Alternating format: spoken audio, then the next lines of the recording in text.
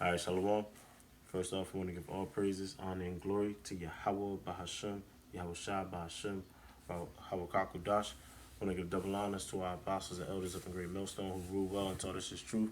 And the sincere peace and salutations to all the Aki and pushing his word in truth and in all sincerity. The brother Ganar from DC Church coming back at you with a quick video. And Lord, still, this is going to be quick, ain't going to be too long. As you can see, the title is, let no man take thy crown. And I saw a brother post a video. His title was "Let No Woman Take That Crown." I'm sure it's a beautiful video.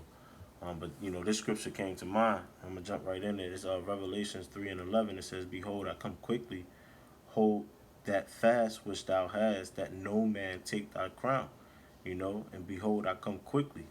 You know, so though you may be been in this truth a little time, and you look at our apostles, you look at our teachers, and they've been doing this for 40 to 30 years. If you get your foot off that pedal, which the apostles, always urge us, do your videos, you know, and it goes deeper than that, just being a brother, being a transformed individual, one that has not conformed to the ways of this world. You're supposed to be, on fire. And yeah, that's it. You're supposed to be on fire for this truth, you know? And you got to remember the Lord come quickly, you know? It says, let no man take thy crown. You're supposed to hold fast what you have. And what we have is this truth. Like it said in St. John, the truth shall make you free, you know? And you're supposed to hold on to it, man. You're supposed to feed your spirit. You're supposed to transform, like I was mentioning. In the verse ahead, it says, because thou hast kept the word of my patience, I will also keep thee from the hour of temptation. And that's what this is all about, man. If you're starting to fall off, you're starting to fall back into the world because of whatever. It can be a woman, it can be your children, it can be your job, it can be your hobby, it can be your habits, anything, man. If you falling back into the world and you succumbing to something in the flesh, then you're not keeping the word of his patience. So in the temptation, when all hell break loose, which if you're paying attention, it can happen at any time. Well, I think it was Netanyahu said one day they bombed Tel Aviv, and then the next day it's gonna be New York. And Russia sent warnings out to America. Iran is sending warning out to America. And if you believe this land can't be touched, because of what the Kahanawa always bring out is the normalcy bias, the belief that everything is going to be the same, be the normal life in which your eyes are accustomed to, that's falling into the world, that's given into your flesh, and you starting to have that belief as if the prophecies of the scriptures is going to be in like 1,000 years, like these other camps believe, man. So in the time of trouble, when the Lord actually approached this place, you're not going to be one of the ones defended, because really, if you're feeding your flesh all the time, then you're not going to really believe this. Your spirit is not going to be ready in the time of temptation. You know, and the Lord said it in Sirach, the second chapter. Let me get it. Sirach, the second chapter.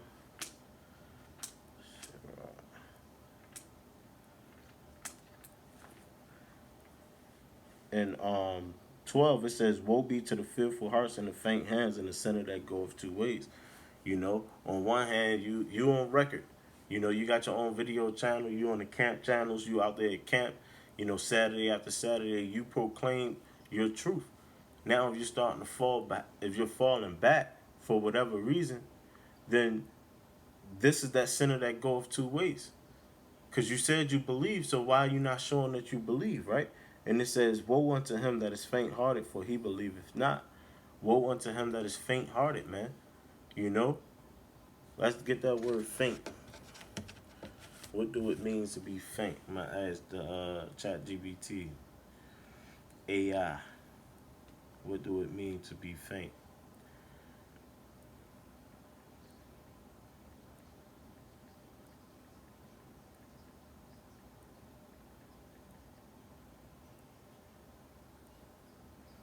It says to be faint can have several meanings depending on the context, right?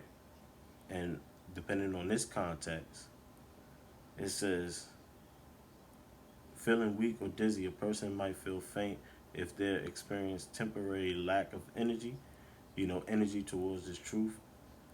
And then it's going into physical factors.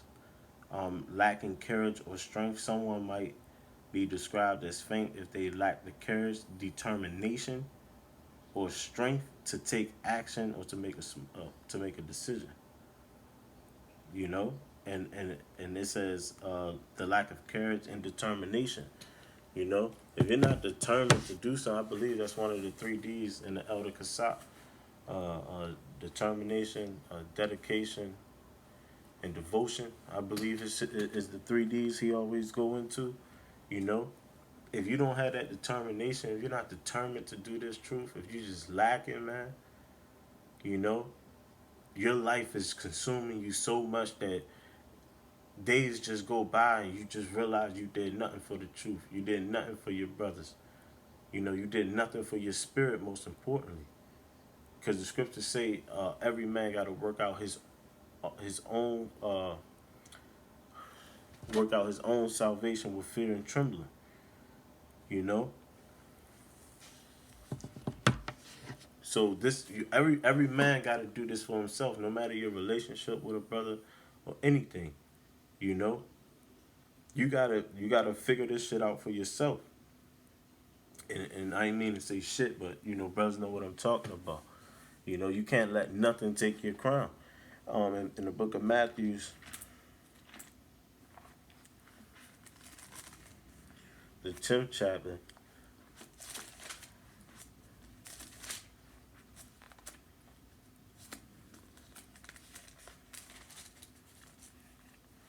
damn it, man. It's like it's a new sword. I'm just getting familiar with it. 10 and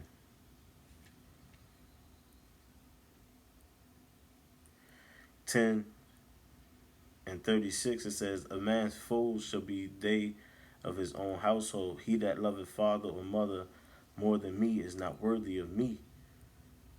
And he that loveth son or daughter more than me is not worthy of me.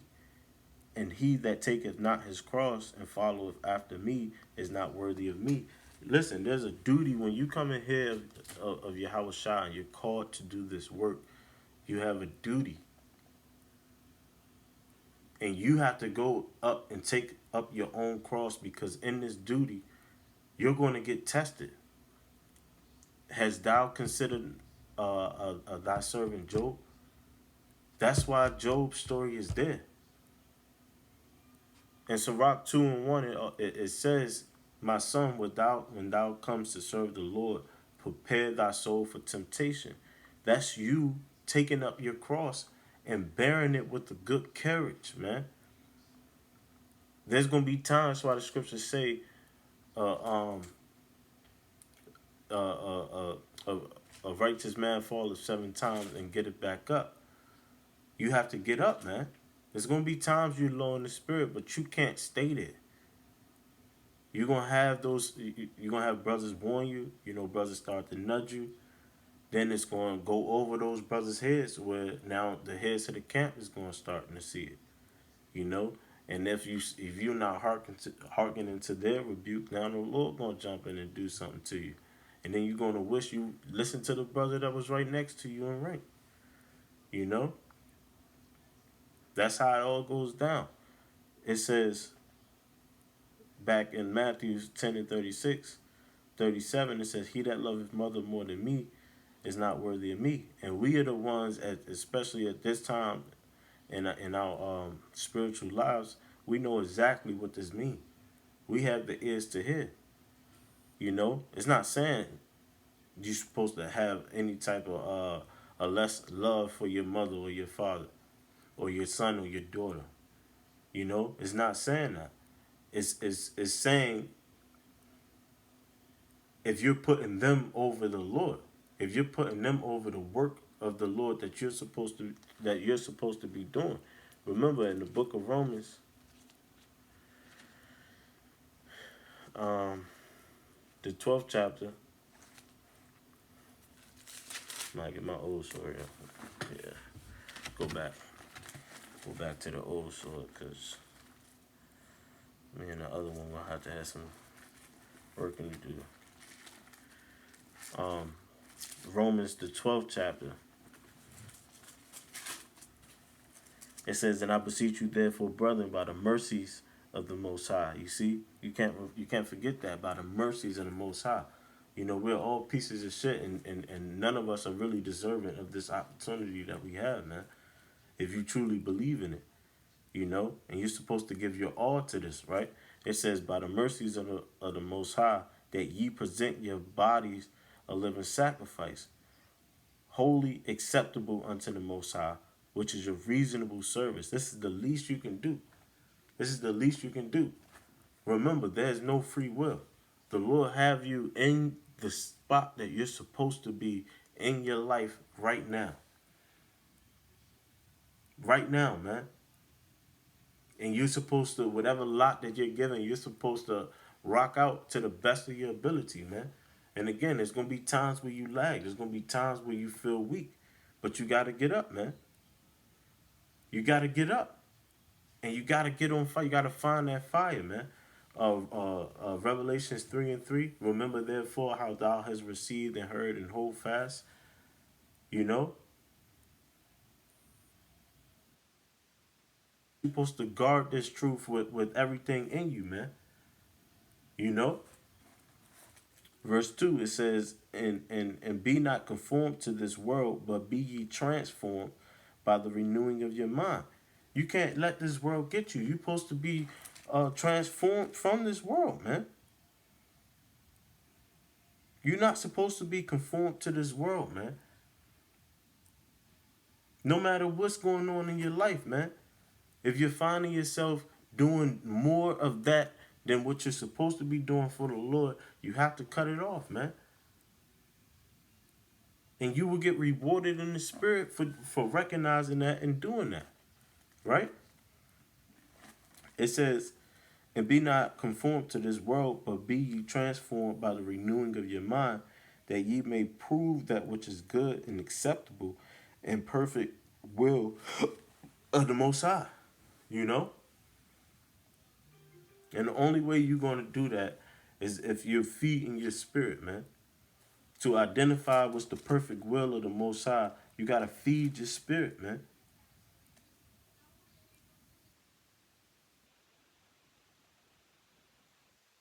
What is good and acceptable and the perfect will, man. You gotta feed your spirit in order to do that, man. That's what it means by being renewed in the spirit of your mind. You know? You start to fall into this hole, but your spirit is going to moan. It's going to bug you, man. You're gonna feel fucked up to where as though you know you gotta feed it, man. You know? And if you going to camp, if you're going amongst brothers and that's not relighting that that fire within you, then you really need to go on that prayer and that fast, man. We seen way too many brothers come and go. You know, spirit hot, spirit gone.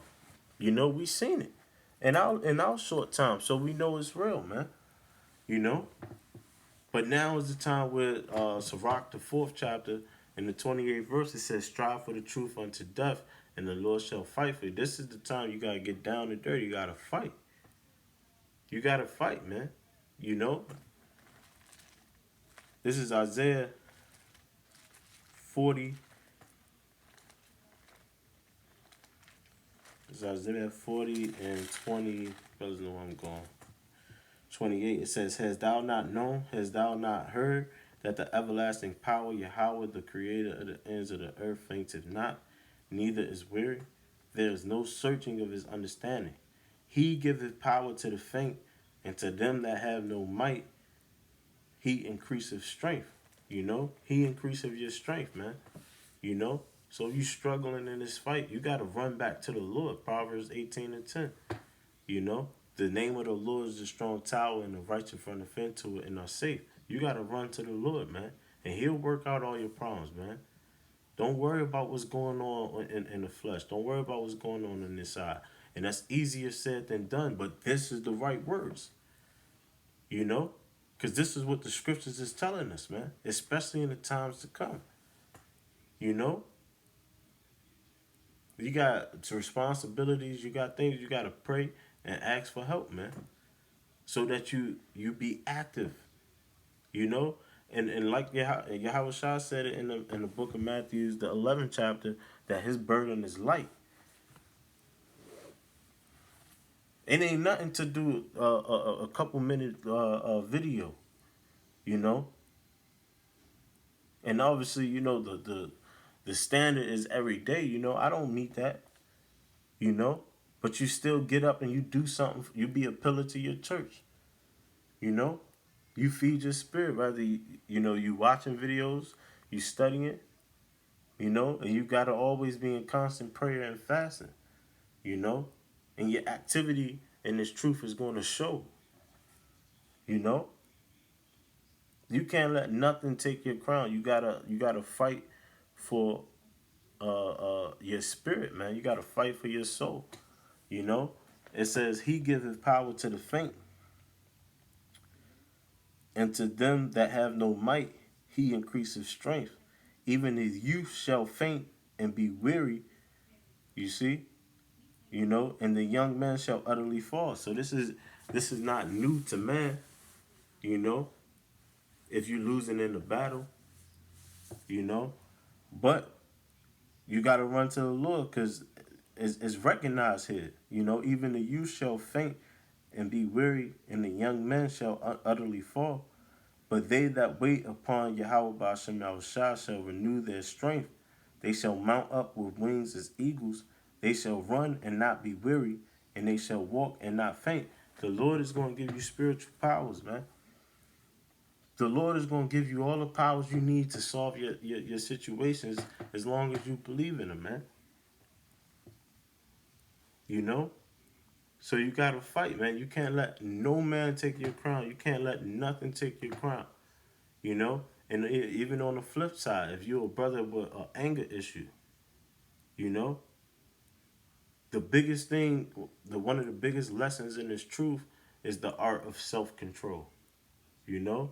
Because if someone know that you can't control your emotions, you know, rather it's a dude in this world, you know, a figure of authority over you, your woman, you know, your children, anybody can push your buttons by way of your emotions, you know, if you don't know how to control it, you know, and that can be another way where your crown can be taken from you, you know.